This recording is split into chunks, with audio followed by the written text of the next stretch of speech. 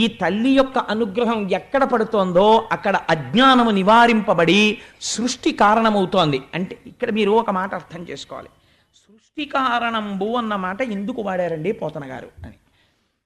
ఇక్కడ మీరు లక్ష్మీదేవి యొక్క తత్వావిష్కరణ చేశారు ఈ మాటలో. లక్ష్మి అంటే అర్థం ఏమిటో తెలుసా అండి? రెండు ఎవరి చేతిలో ఉంటాయో వారిని లక్ష్మి అని పిలుస్తారు. ఎవరి వలన ఈ రెండు ఆగిపోతాయో వారిని అలక్ష్మి అని పిలుస్తారు. లక్ష్మి అని పిలవాలంటే ఒకటి సంపద వైభవమును ఇవ్వగలిగి ఉండాలి. అంటే మీరు ఇహమునందు సుఖపడడానికి కావలసినటువంటి సమస్త ఐశ్వర్యమును అమ్మవారు ఇవ్వాలి. అది మీకు ఏది ఉంటే మీరు సుఖపడతారో అది అమ్మవారికి తెలిసి ఆవిడిస్తుంది. రెండవది తామరతంపరగా బహుళమయ్యేటటువంటి స్థితిని కల్పించగలిగి ఉండాలి. అంటే ఈ మాట మీకు కొంచెం అంతగా నేను అందించగలిగానో లేదో ఒక ఉదాహరణ చెప్తాను. ఇప్పుడు ఒక్కటిగా ఉంటుంది ముందు. ఇప్పుడు నేను ఒకడనవుతాను ముందు. ఎలా అవుతానంటే ఒక తల్లికి తండ్రికి నేను జన్మిస్తాను. నాతో పాటు కొంతమంది అన్నదమ్ములు అక్క చెల్లెళ్ళు పుట్టారు. వాళ్ళు పెళ్ళిళ్ళు చేసుకుని వెళ్ళిపోతారు. నాతో కలిసి ఉండరు. కలిసి ఉన్న వాళ్ళు వెళ్ళిపోతారు. నా తల్లి తండ్రి వెళ్ళిపోయారు. నేను ఒక్కడనే ఉన్నాను. నేను ఒక్కడనై ఉన్న వాడిని ఒక రుణం ఉంటుంది, పితృ రుణం. ఇప్పుడు ఇది తీర్చుకోవాలి. నా పక్కకి ఒక భార్య రావాలి. ఆ భార్య లక్ష్మీ స్థానం. ఇప్పుడు ఆవిడ వస్తే తప్ప నేను నలుగురిని కాను. ఇప్పుడు నా భార్య వచ్చి నా పక్కన చేరితే నేనే ఒక కొడుకునయ్యాను, నేనే ఒక కూతురునయ్యాను. తర్వాత ఒక అల్లుడు వస్తాడు, తర్వాత ఒక కోడలు వస్తుంది, తర్వాత ఇటు నలుగురు మనవలు, అటు నలుగురు మనవలు. ఇప్పుడు నేను ఒక్కడిని ఎన్నయ్యాను? ఏమండి అని పిలిచే భార్య, నాన్నగారండి అనే కొడుకు కూతురు, మామయ్య గారండి అనే కోడలు, మామయ్య గారండి అనే అల్లుళ్ళు, తాతగారండి అని ఇటు పిలిచే మనవలు, తాతగారండి అని అటు పిలిచే మనవలు, అన్నయ్య గారండి అని పిలిచే వియ్యపురాళ్ళు. నేను ఒక్కడని ఎన్నయ్యాను? This is called multiplicity. ఈ మల్టిప్లిసిటీ ఒకటి అనేకమవడం వైభవం శాస్త్రంలో. ఇలా అవ్వలేదనుకోండి దరిద్రం. అంటే ఆగిపోయాడు. అలాగా ఎక్కడ ఆగిపోయాడు? అసలు లక్ష్మే రాలేదు. అంటే ఒకడికి భార్యనే పొందలేదు, ఒకడు భార్యని పొందాడు. కానీ అమ్మా నాన్నగారండి అని పిలవడానికి బిడ్డలు లేరు కాబట్టి అల్లుళ్ళు లేరు, కోడళ్ళు లేరు, మనవలు తామరతంపరగా లేరు. కాబట్టి ఏమవుతోంది? ఆగుతోంది. కొద్దిగా జోల్ట్ పడుతోంది. మళ్ళీ అమ్మవారి అనుగ్రహం వచ్చింది అనుకోండి, కూతురే ఉంది, కొడుకులాంటి అల్లుడు వచ్చేస్తాడు. ఒక్క కూతురు 10 మంది మనవలు వస్తారు. 50 మంది మనవలు ఉన్నవాడు ఎంత తృప్తిగా ఉంటాడో ఒక్క కూతురు ఉన్నవాడు అంత తృప్తిగా ఉండొచ్చు. చెప్పలేం ప్రపంచంలో. అమ్మవారి అనుగ్రహం వచ్చేసింది, ఇటుదటు చేసేస్తుంది ఆవిడ, మళ్ళీ పూర్ణం చేసేస్తుంది. కాబట్టి ఇప్పుడు ఏమవుతోంది? ఇది పెరగలేదనుకోండి, ఒక స్థాయికి వెళ్ళిన తర్వాత ఏమంటుందో తెలుసా అండి లోకం? అంటుంది చాలా ఐశ్వర్యవంతుడే కానీ పాపం అండి పిల్లలు లేరు అంటారు. పాపం అండి పెళ్ళి అవ్వలేదు వాళ్ళ ఇంట్లో ఒక అమ్మాయికి అంటారు. పాపం వాళ్ళ ఇంట్లో 2 ఆడపిల్లలు, ఏమి కర్మమో కానీ అన్నీ ఉన్నాయి, బాగా చదువుకున్నారు, చాలా మంచివాళ్ళు, కానీ పెళ్ళిళ్ళు అవ్వలేదు. పాపం ఆ అమ్మాయికి పెళ్లి చేశారు, పిల్లలు పుట్టలేదు. ఆయన ఎప్పుడు దిగులుగా ఉంటారు, అలా తిరుగుతూ ఉంటారు, పూజలు పునస్కారాలు అని తిరుగుతూ ఉంటారు. ఇవేవి ఈయన ప్రమేయం లేవు. ఈయన కూర్చున్నాడు హాయిగా. అంతే, తామరతంపరగా వెళ్ళిపోతోంది వంశం. కూతురికి కోరుండో సంబంధం వచ్చేసింది, మంచి సంబంధం, అల్లుడు వచ్చేసాడు, మంచి వియ్యాలారు, ఎంతో సంతోషంగా ఏదో తోడబుట్టిన చెల్లెలతో కలిసిపోయినంత అనుబంధం కలిసిపోయింది. హాయిగా వియ్యాలవారన్న అరమరికలు లేవు. అటుపక్క నుంచి అటువంటి కోడలు వచ్చింది. ఈ కూతురు వెళ్ళిపోయింది కానీ తన కడుపున మళ్ళీ కూతురే పుట్టిందేమో అని చూసుకునే కోడలు వచ్చింది ఇంటికి. మామయ్య గారు మామయ్య గారు మామయ్య గారు అని తన వైభవాన్ని ప్రకాశింపచేస్తోంది. అటువంటి కోడలు వచ్చింది. ఇలా 2 ఏళ్ళు తిరిగింది, 4 పూజలు చేశాడు, చక్కటి మనవడు పుట్టాడు. వాడు పుట్టిన దగ్గర నుంచి ఇంకా నిలబడ్డం వచ్చిందంటే వాడు తాతగారి ఉత్తరీయం తీసుకుని పంచకట్టుకుని గజేంద్ర మోక్షం పద్యాలు చెప్పడం మొదలెట్టాడు. ఊరే వీడికి ఇప్పుడే గజేంద్ర మోక్షం పద్యాలు చెప్తున్నాడు రాని పొంగిపోయాడు తాతగారు. ఎక్కడి నుంచి వస్తోంది ఐశ్వర్యం అంటే? It is called the process of multiplication, multiplicity, పెరుగుతుండుట. ఇది లక్ష్మీ కటాక్షము. ఇది ఆవిడ అనుగ్రహం లేకపోతే నడవదు. రెండోది ఏమిటో తెలుసా అండి?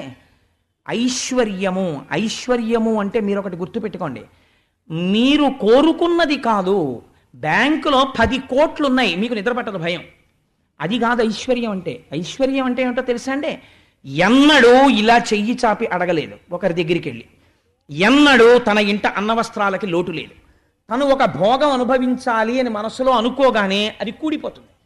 తనకు అసలు ఆ కోరిక పుట్టదు. కానీ తనవారైన వారి కోసం ఎప్పుడో అనుకున్నాడు, ఈ భోగం ఉంటే బాగుండు వీళ్ళకి అనుకున్నాడు, అంతే భోగం వచ్చేస్తుంది. లోపల తలంచగానే భోగము సమకూరుతుంది. అంటే వాడి ఎందు ఏమిటుందో తెలుసా అండి? లక్ష్మీ కటాక్షం ఉన్నది. ఇప్పుడు ఇదే మీకు కావలసింది. మీరు కూర్చుకోగలరా చెప్పండి నాకు? మీరు కూర్చుకోలేరు. అమ్మవారి అనుగ్రహం ఉంటే నడుస్తుంది.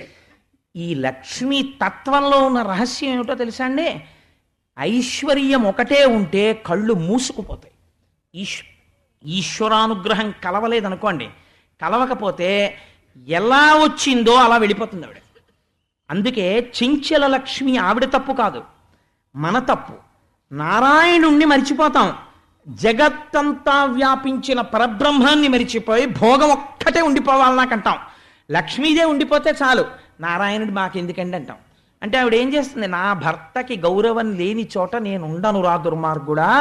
ఓ పూజ లేదు, ఓ పునస్కారం లేదు, ఓ పుణ్యం లేదు, ఓ పురుషార్థం లేదు. రావణాసురుడు ఐశ్వర్యంలా ఉంటుంది. వాడికన్నా ఐశ్వర్యం వెలిగించిన వాడు ప్రపంచంలో లేడు. గత జన్మలో తపస్సుంది, వెలిగింది కాసేపు, పోయినప్పుడు ఎలా పోయింది? భయంకరంగా పోయింది.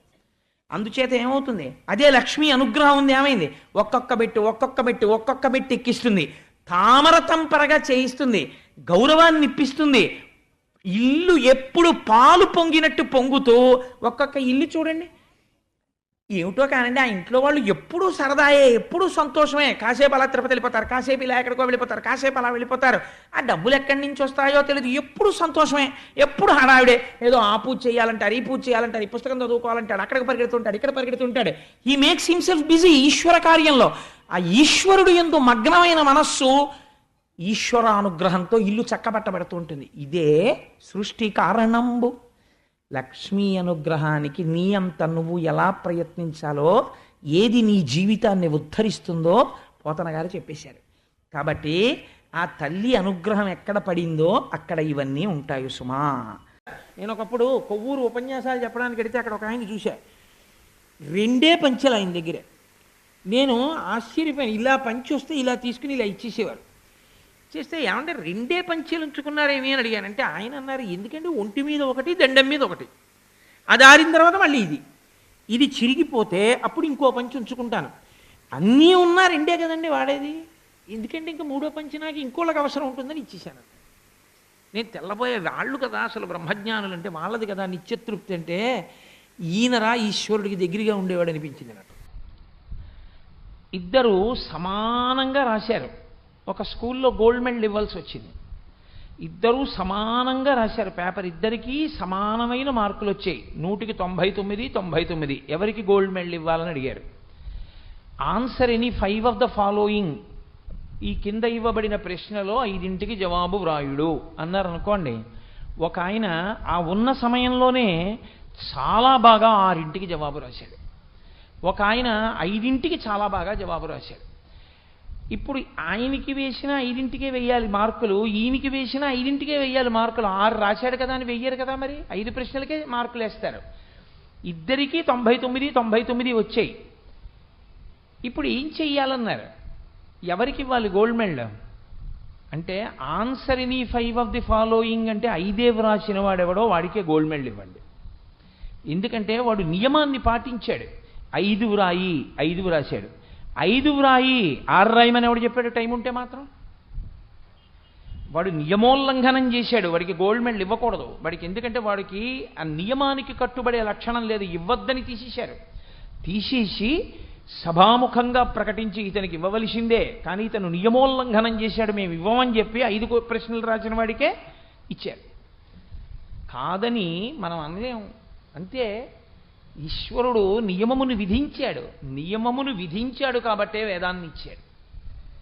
వేదము లేకపోతే నియమం లేదని చెప్పచ్చు, వేదం ఉండగా నియమం లేదని చెప్పడానికి మీరెవరు, నేనెవరు? అలా చెప్పడానికి మనం కూర్చున్నా మనం తప్పు చెప్పిన వాళ్ళం అవుతాం, కానీ మనం చెప్పింది యథార్థం కాదు, దాన్ని శాస్త్రం అంగీకరించదు. ఏది శాస్త్రం చెప్పిందో ఏతత్ శాస్త్రం ప్రమాణంతే. నువ్వెవరు, నేనెవరు ప్రమాణం చెప్పడానికి? మనం ప్రమాణం కాదు. భగవంతుడు ఒక మాట అనుకున్నాడు. నేను తరచూ మీకు ఒక మాట చెప్తూ ఉంటాను. చంద్రశేఖర పరమాచార్య స్వామివారికి ఒక లక్షణం ఉండేది.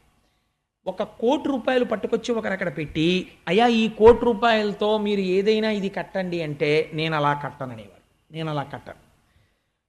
కటిక పేదవాడు కూడా తనకి తోచినది 5 పైసలు ఈ హుండీలో వేయండి, వేస్తే ఈ డబ్బంతా పట్టుకెళ్ళి గుడి కట్టి నేను అందులో అభిషేకం చేస్తాను, దర్శనం చేసుకోండి అనేవారు. ఎందుకనంటే ఆ గుడి ఎంతకాలం ఉంటుందో అంతకాలం, గుడి ఎంతకాలం ఉంటుంది, ఈ సనాతన సంప్రదాయం ఎంతకాలం ఉంటుందో అంతకాలమో గుడి ఉంటుంది. ఎంతకాలము గుడి ఉంటుందో అంతకాలము ఈ భక్తులందరికీ కూడా వరం ఇవ్వాలి. అది జగదాచార్యులంటే. ఇప్పుడు ఏమైంది, ఆ గుడిలో పావలా వంతు పడినా సరే ఆ గుడికి ఎవరైనా వెళ్ళి దర్శనం చేసుకుని అక్కడ జరిగిన ఆరాధనలో 6వ వంతు పుణ్యం వాళ్ళ ఖాతాలో పడుతుంది. ఇక్కడ రామాయణం జరిగితే, ఇక్కడ భాగవతం జరిగితే ఇంత ఇరుక్కుని కూర్చుని విన్న భక్తుల యొక్క శ్రద్ధకి అయ్యప్ప స్వామి వారు పొంగిపోయి వీళ్ళందరికీ నేను ఒక శాశ్వత పుణ్య నిధిని ఇవ్వాలి. ఎలా ఇస్తాననుకున్నారు? 200 మంది ₹1,200 ఇవ్వండి, మీ పేరు మీద రాటేసి ఆచ్ఛాదన మంటపం కడతామన్నారు. ఇవాళకి నాకు మూర్తి గారు స్టేజ్ దగ్గరికి వస్తుంటే చెప్పారు, 200 దాటిపోతోందండి అంటున్నారు. అంటే ఈశ్వరుడు ఏం చేశాడు, మీ మనస్సుల్లో చొరబడి తనకి ఆచ్ఛాదన మంటపం ఒకటి ఇక్కడ కట్టించుకుంటున్నాడు. ఎందరో ఆయన భక్తులు రేపు ఆచ్ఛాదన మంటపంలో కూర్చుంటారు, వృద్ధులు కూర్చునే కుర్చీలు తెప్పించుకుంటున్నాడు. పేరు ఉంటుందా? ఎవ్వరి పేరు ఉండదు. కానీ ఎవరెవరి పేర్లు ఇక్కడ పెట్టుకోవాలో ఆయనకి తెలుసు. కానీ ₹1,200 ఇవ్వలేకపోయాను అనుకోండి, అప్పుడు నా పేరు గుర్తుండదా, అప్పుడు నాకు ఆ పుణ్యం లేనట్ట అని మీరు అనుకోకండి. అలా ఎవరు ఇవ్వలేకపోయారో నేనంటున్నాను, నిజంగా ₹1,200 ఇవ్వలేకపోయిన వాడెవడో వాడే అయ్యప్ప స్వామికి బాగా దగ్గరైన వాడు. ఎందుకో తెలుసా అండి, స్వామి ₹1,200 ఇవ్వలేకపోయాను, ఈ మాట ఎప్పుడైనా నా స్థితి 12 లక్షలైనా సరే ఇవ్వగలిగే స్థితిని నాకు ఇయ్యని వాడు ఆర్తితో ప్రతిక్షణం అడుగుతాడు. కాబట్టి వాండే దగ్గర పెట్టుకుంటాడు పరమాత్మ. నేనంటున్నాను, ఇచ్చిన వాళ్ళకన్నా ఇవ్వని వాళ్ళు 2 మెట్లు పైకి ఎక్కి ఉన్నారు, మీరేం బెంగ పెట్టుకోకండి, నేను సత్యం చెప్తున్నాను. అంటే ఇచ్చిన వాళ్ళని నువ్వు చిన్నబుచ్చావా? నేను చిన్నబుచ్చలేదు. వాళ్ళు ఇంకా మెట్లెక్కుతూ ఇంకా పైకొచ్చి ఇంకా వృద్ధిలోకి వచ్చి వాళ్ళు ఇంకా దగ్గర అవుతారు స్వామికి. కాబట్టి అందరినీ తన హక్కున స్వామి చేర్చుకుంటున్నాడు. ఇది ఈశ్వరానుగ్రహం. కాకపోతే ఏమనుకోవాలండి, అరే వచ్చేసారన్న నవరాత్రులకి కిందటి ఏడాది పిల్లలు బాధపడ్డారు, పైన మేఘం చూస్తే బెంగెట్టుకునేవారు. ఈ ఏడాది అలా అవ్వకూడదు, ఆచ్ఛాదన మంటపం రావాలనుకున్నాడు స్వామి. అమ్మవారికి కావలసిన ఏర్పాట్లనే అయ్యవారు చేసేసుకుంటున్నాడు ముందు. ఎంత చిత్రం చూడండి, ఇది పరమాత్మ యొక్క ఏకత్వం అంటే. సరే, అందుచేత నేను ఎందుకు ఈ విషయం మీకు విజ్ఞాపన చేయవలసి వచ్చింది అంటే, ఆ భగవంతుని యొక్క స్వరూపము అయిన కారుణ్యము చూడండి. ఇటువంటి వాడై యశోద ఒళ్ళో పడుకోవడం ఏమిటి, యశోద పాలు తాగడం ఏమిటి, సమస్త బ్రహ్మాండములు నిర్వహించగలిగిన వాడి ఆచ్ఛాదన మంటపానికి మనం ఇవ్వగలిగిన వాళ్ళమా? ఏమీ చేతకాని వాళ్ళే అడిగి బుచ్చుకుని పొంగిపోతాడు. ఏమండి మీరు వస్తారా అండి, పేరు రాసుకుని ప్రసాదం పెడతామండి అని అడుగుతాడు గోపాలకృష్ణ గారి రూపంలో. ఎంతమంది వస్తే అంతమందికి నా ప్రసాదం పెట్టి ధన్యుల్ని చేసేయాలని ఆయన సంకల్పం చేసి గోపాలకృష్ణ గారి మనసులోంచి మీకు చెప్పిస్తాడే. చెప్పించి ఒక్క శివరాత్రి వీళ్లతో ఇలా చేయించాలి. ఆడవాళ్ళందరితో అద్భుతంగా కుంకం వేయించాలి, వాళ్ళకి పసుపు తాళ్ళిచ్చి జన్మాంతరముల యందు తరగని 5వ తరం ఇవ్వాలి. మగవాళ్ళందరితో విభూతి కస్తూరి జలం పోయించి తరగని ఐశ్వర్యం, తరగనటువంటి జ్ఞానం వాళ్ళకి ఇవ్వాలి. 2 ఏకకాలమునందు వాళ్ళు అనుభవించగలగాలి అని అక్కడ వస్తుంది ముందు ఆలోచన. అది ప్రసరణం అవుతుంది, ఒక వాక్కు ద్వారా వస్తుంది. కాబట్టి ఇప్పుడు ఏమవుతోంది, ఆయన చేతకాక చేయించుకుంటున్నాడా, అనుగ్రహించడానికి చేయించుకుంటున్నాడా? ఇదే అనుగ్రహం అంటే. అందుకే యశోద కడుపున పుట్టి ఇది అంతులేని అనుగ్రహం. అందుకే శంకరులు శివానందలహరిలో ఒక విషయం చెప్తారు. అది చెప్పి ఇవాళ మహోత్కృష్టమైన మహాశివరాత్రి కాబట్టి ఆ శ్లోకంతో పూర్తి చేస్తాను. మార్గావర్తిత పాదుకా పశుపతే రంగస్య కూర్చాయతే గండూషాంబు నిషేచనం పురరిపోర్దివ్యాభిషేకాయతే కించిత్ భక్షిత మాంసశేష కబళం నవ్యోపహారాయతే భక్తి కిం న కరోత్యహో వనచరో భక్త్యావతంసాయకే. ఈ శ్లోకం చెప్పుకు తీరాలి అంటే మహాశివరాత్రి నాడు. ఒక తిన్నడికి ఏం తెలుసు, కానీ ఆయన కాలికి వేసుకున్న చెప్పుతో జంతువుల మలమూత్రములు తొక్కి అయ్యో ఈ శివలింగం ఎన్నాళ్ళయిందో నా శివయ్య అన్నం తిని స్నానం చేసని ఆర్తి పొందాడంతే. వచ్చి ఆ చెప్పుతో శివలింగానికి కూర్చగా నిర్మాల్యం తీస్తారు. పొద్దున్న మీరు చూశారు కదా, ఒక దళం పట్టుకుని కూర్చగా తీసేస్తారు నిర్మాల్యం. ఆ నిర్మాల్యాన్ని తీస్తున్నానని కాలి చెప్పుతో తీశాడు. అయినా సరే ఉన్న అజ్ఞానం మాట ఎలా ఉన్నా భక్తికి శంకరుడు పొంగిపోయాడు. కించిత్ భక్షిత మాంసశేష కబలం నవ్యోపహారాయతే. కొద్దిగా తను తిని తెచ్చాడు, ఎంగిలి మాంసం ముక్క ఉమ్మితో ఉన్నది అక్కడ పెట్టాడు.